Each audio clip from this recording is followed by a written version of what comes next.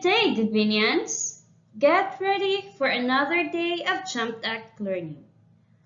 Welcome to English 10 class. I am your teacher, Miss Esteves. I am glad to be with you in this journey as you discover new lessons. Today, we will learn about Greek arts and literature. Before we start, I want to make sure that you are in a comfortable place. Have the copy of your module in English, your pen, and your notebook for noting important details. Alright, I think you're ready. Let us start the lesson with a prayer. In the name of the Father, and of the Son, and of the Holy Spirit. Amen. Almighty God, our Father, we praise and thank you for this day. We come to you this hour, asking for your blessing and help as we are gathered together virtually. We pray for guidance in the matters at hand and ask that you would clearly show us how to conduct our work with a spirit of joy and enthusiasm. Give us the desire to find ways to excel in our work. Help us to work together and encourage each other to excellence. We ask that we would challenge each other to reach higher and farther to be the best we can be. We ask this in the name of the Lord Jesus Christ. Amen.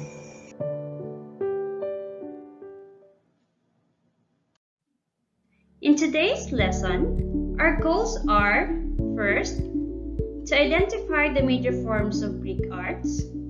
Second, discuss the importance of Greek art and literature. Third, listening and reading effectively through noting routines.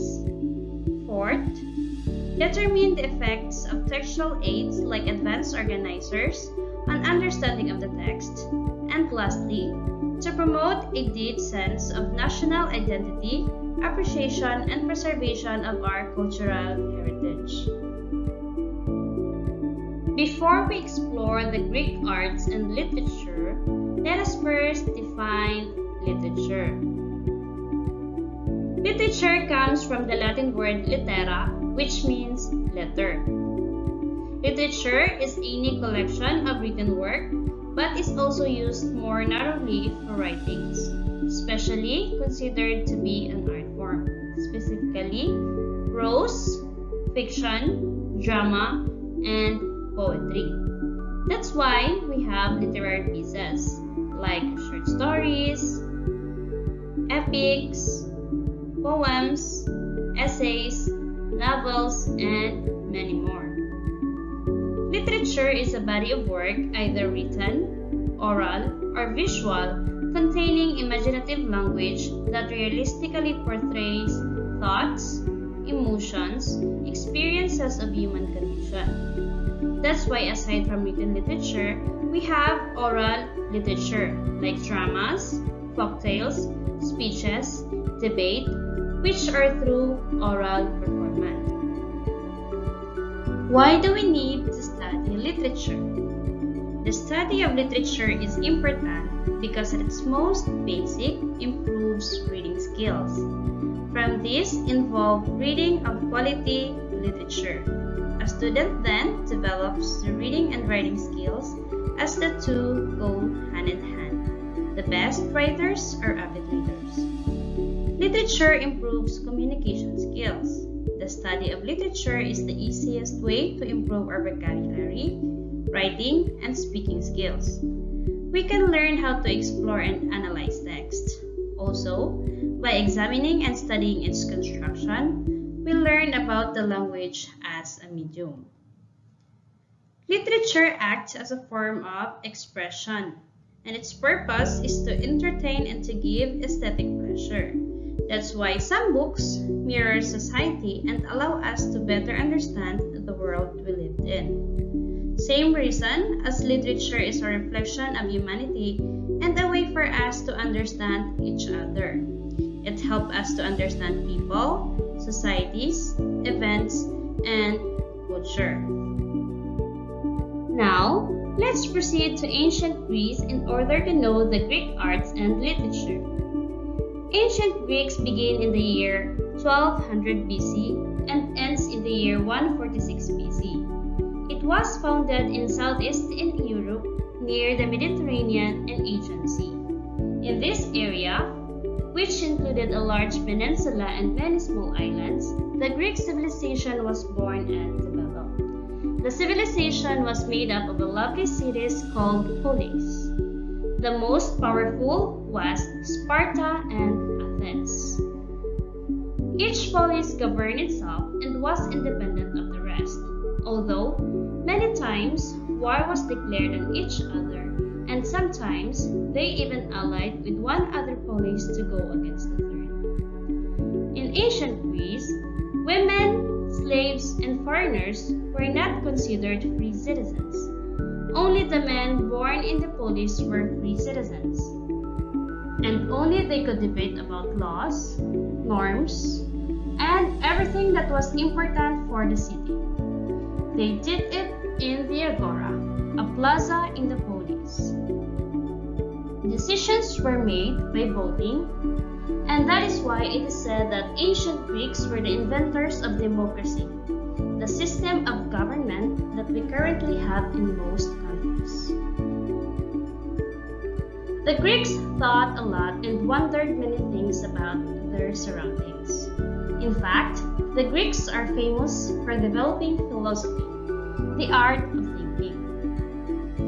The most important philosophers in history, like Socrates, Plato, and Aristotle, were Greeks. Because of their political system and philosophers, it is said that the Greeks created the first intellectual civilization.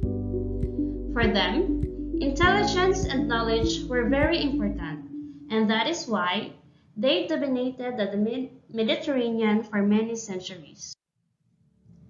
They loved theater and sports competitions. Do you know that they created the Olympics? Yes, very similar to the Olympics that we have now. Surely, you've seen them on TV, right? The ancient Greeks were polytheists. They believed in many gods. Greek mythology is full of mysterious stories and legends. And the most powerful god was Zeus, the lord of lightning. And next to him, there were many others like Poseidon, the gods of the seas. In Greek mythology, there were also heroes like Hercules and Achilles, and strange beings like minotaurs and mermaids. As you have learned, in ancient Greece, important things are created that we continue to use today, such as democracy, philosophy, theater, and the Olympics. As we always say, it is fundamental to know the past in order to understand the present and improve the future. Before we explore the Greek arts, let us first wonder about Greece. Greece, which is officially named the Hellenic Republic, is a country in the Mediterranean. To the north of Greece lie Albania, Bulgaria, and the former Yugoslav Republic of Macedonia. Greece can be seen to the east of Turkey. Greece has miles and miles of beautiful coastline, and no matter where you are in Greece, you are always close to the sea. To the southeast of Greece is the Aegean Sea. To the south is the Mediterranean Sea, and to the west is the Ionian Sea. The climate of Greece is regulated by the Mediterranean Sea. Winters are mild and wet, although the temperatures in the mountains are quite cold. Northern Greece has dense forests. Southern hills are covered with shrubs, wildflowers, wild oreganos, basils, and thyme. Most of Greece is mountainous, and most of the land is over 1,500 meters above sea level. Greece are about 1,400 islands, and 169 of which are inhabited. There are two largest islands in Greece, the Crete, and Avia.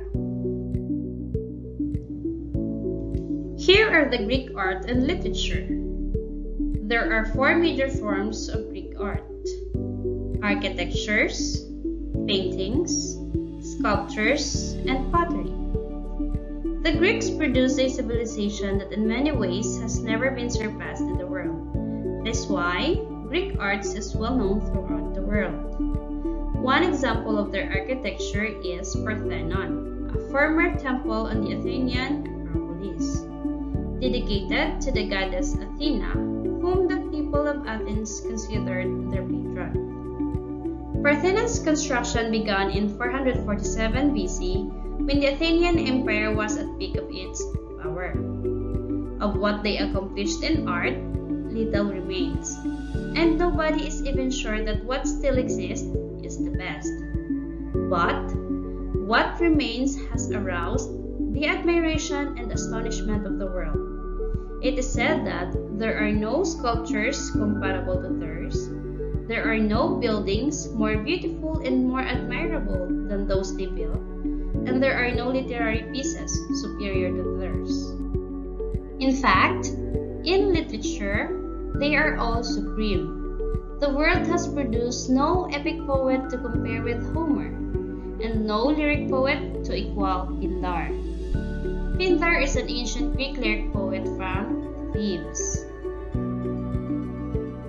Here is a brief history of Greek literature. Greek history goes back to the Bronze Age, between 300 and 1200 BC. In the Golden Age or Classical Age of ancient Greece, many of the Greek masterpieces were constructed. This was the time where Parthenon was built in Athens, and Sophocles wrote the Oedipus the King. It was also during this time that the beginnings of democracy started in Greece. Historians often divided the history of ancient Greece into three periods. The first one is the Archaic period, or the pre-Homeric age and Homeric age. This period ran from the start of Greek civilization in 800 BC to the introduction of democracy in 500 BC. This period includes the start of the Olympic Games and Homer's writing of the Iliad and Odyssey. The second period is the Classical period, or the Athenian period. This is the time that most of us think of when we think of ancient Greece. Athens was governed by a democracy, and great philosophers like Socrates and Plato arose. Also, the wars between Sparta and Athens were during this time. This period ended with the rise and then death of Alexander the Great in 323 BC. The third period was called the Hellenistic period. This period lasted from the death of Alexander the Great until 31 BC, when Rome defeated Egypt at the Battle of Actium. The name Hellenistic comes from the Greek word Hellas, which is the original word for Greece. Greek literature has 5 qualities. First, permanence and universality. Greek literature has enduring quality. It is as alive today as it was written more than 3,000 years ago. It has universality that is truly remarkable. It is read and admired by all nations of the world, regardless of race, religion, or culture. Second, is essentially full of artistry. Artistry can mean few different things. In general, it means skilled quality, something that isn't just thrown together, but that has to be practiced and perfected. But it can also mean quality or skilled, depending on the context. The Greek mind became the foundation of literature of the Western world, and its masterpieces afford the most splendid and examples of artistic beauty and excellence that the world has ever known. The third one is originality. The quality of literary originality doesn't mean that all literary types originated from Greece.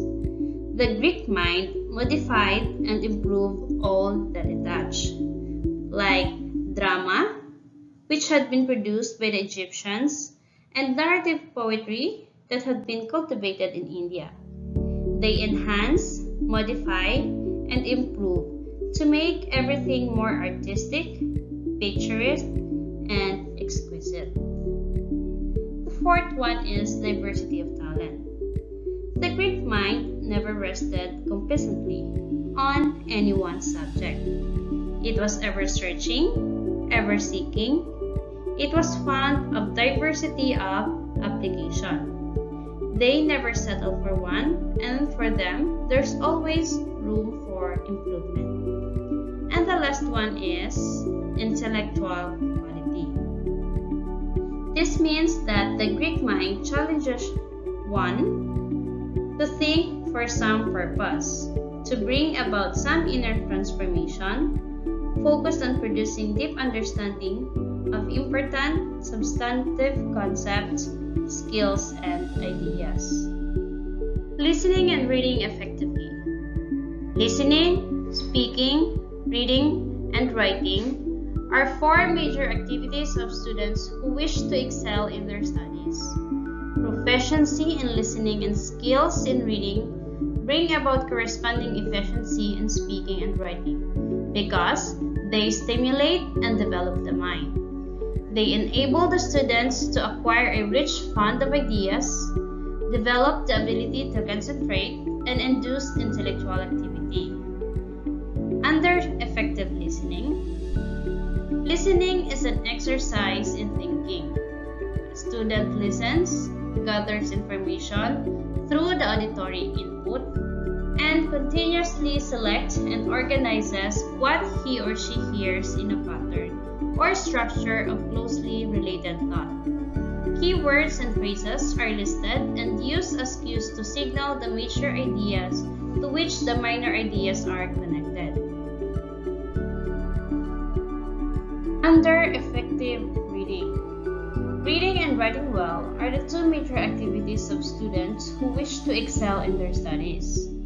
Effective reading is reading with speed and accuracy. Intelligent reading is not a mechanical process. It means digging beneath the surface, trying to determine what the writer is actually saying, and getting the writer's implication and motives. Like what Francis Bacon stated in his essays of studies, reading makes a fool man. Under adjusting your reading rate, surely you have encountered different kinds of reading materials, such as short stories, novels, newspapers, articles, instruction manuals, advertisements, comic strips, maps, and others. Most likely, you read an instructional manual more slowly than you read a comic book. Also, when you read a magazine for pleasure, you skim through it quickly. Hence, you adjust your reading rate according to your purpose. Here are the tips on noting routines when listening or reading. Speakers use certain expressions called routines. To signal the listeners the material that the speaker will say next, a routine means reiterated phrase or formula. The following are examples of routine. First, namely. Second, such as. Third, in fact. Fourth, are as follows. Fifth, and I quote. Sixth, outstanding examples are. Seventh, as mentioned previously. Eighth, among these are. Ninth, sequence markers such as first, second, next, and finally, like what I am using at the moment. 10th, numerals as part of an orderly arrangement, like there are 3, 2 reasons are, and many more. And 12th, that is the reason. And lastly, introductory adverbs such as fortunately, later, after all, and now. So, before we end, were you able to remember our lesson for today? Let's watch this short video for a recap. This video came from Smile and Learn channel that will surely contribute for the better understanding of the lesson. 5 things you should know about ancient Greece. The ancient Greek civilization emerged around 1200 BC in a privileged place between the Mediterranean Sea and the Aegean Sea. This territory was made up of a peninsula and a group of islands. Ancient Greeks were settlers. They didn't just conform to staying in their territory. They wanted to look for and colonize new lands to expand their civilization.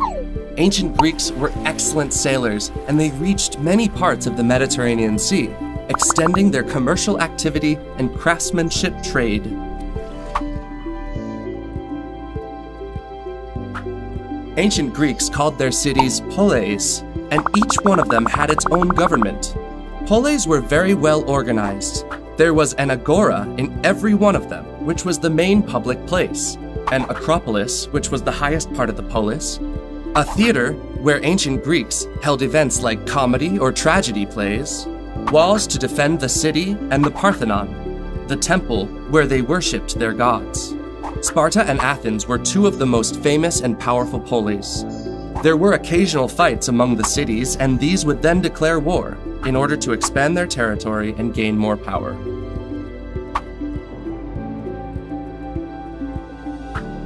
Ancient Greek society was divided into 2 groups, free citizens and non-citizens.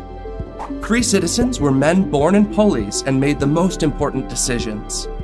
Non-citizens were the women, the foreigners, and the slaves who never enjoyed their fundamental rights.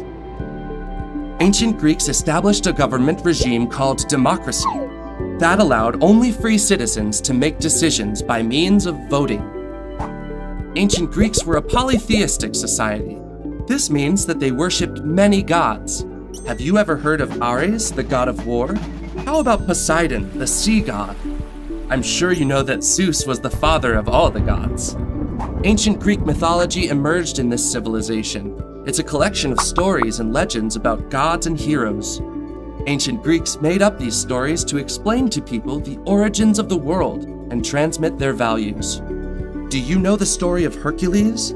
He was the son of Zeus, a superhero, half god, half human. His powers were out of this world.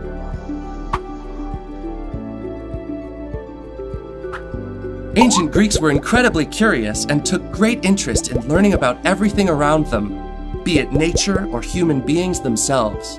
This is how the discipline of philosophy emerges, a word that in Greek is translated as love of wisdom.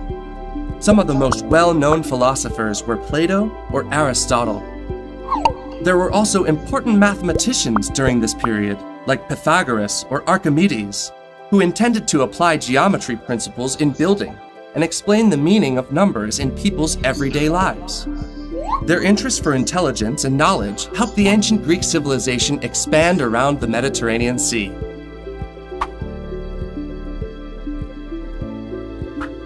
The Olympic Games originated in ancient Greece.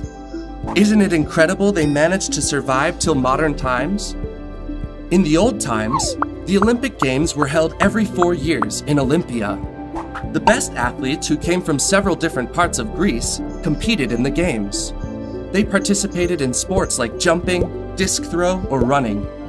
Back then, athletes were competing for an olive wreath, not for medals. Many of the ancient Olympic values like teamwork, discipline, and effort still remain, up to this day. The ancient Greek civilization came to an end in 146 BC, but the ancient Greek legacy is still present today in politics, culture, philosophy, or even sports. These are the 5 things you should know about ancient Greece. Did you like learning about them?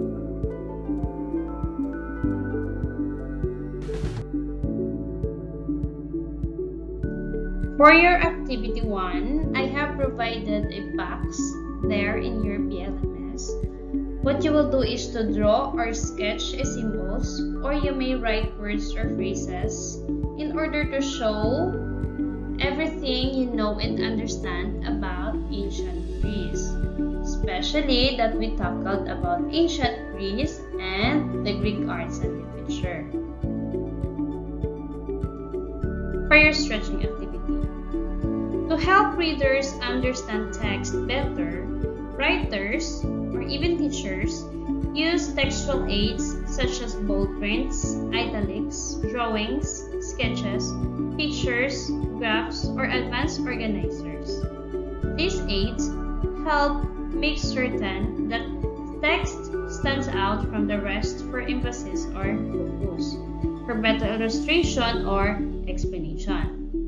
What you will do is you are going to go back and scan your module to the reading text about Greece on pages 1 to 3. Then in 5 to 6 sentences, you are going to explain your answer through the following guide questions. First, what textual aids are used? What do they emphasize? Are the ideas given a better illustration or explanation? And last, how do these text presentations help you to understand the selection?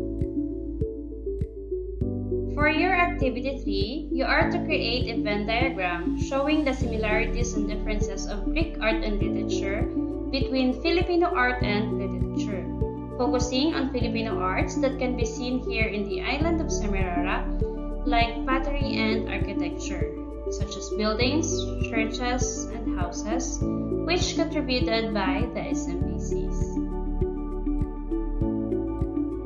Listening for information is more difficult than reading for information because listeners do not have control over the speed of the speech.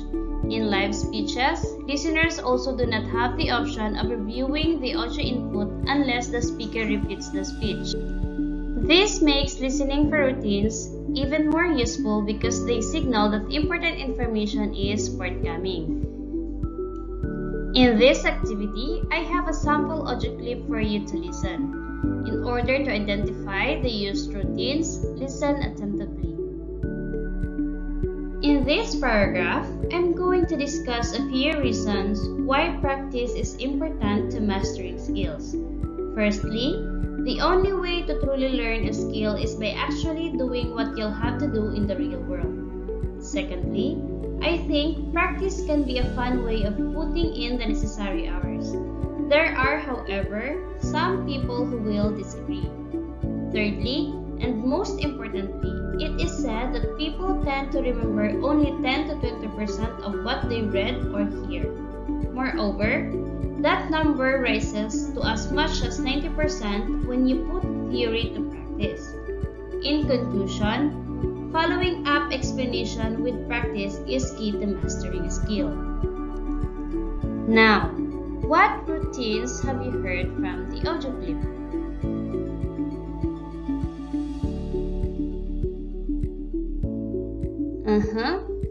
Very good. I think you got it right. Now, let us check. Firstly, secondly, however, thirdly, most importantly, moreover, and in conclusion.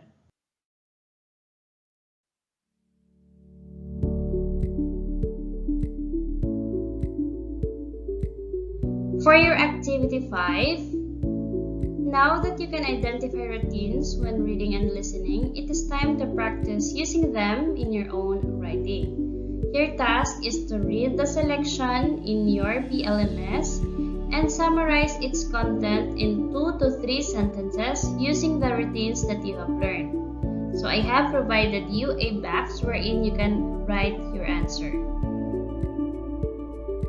That will be all for today. I hope that you learn and you remember the important details of the lesson. If ever you forget, you may watch this video again until you master it.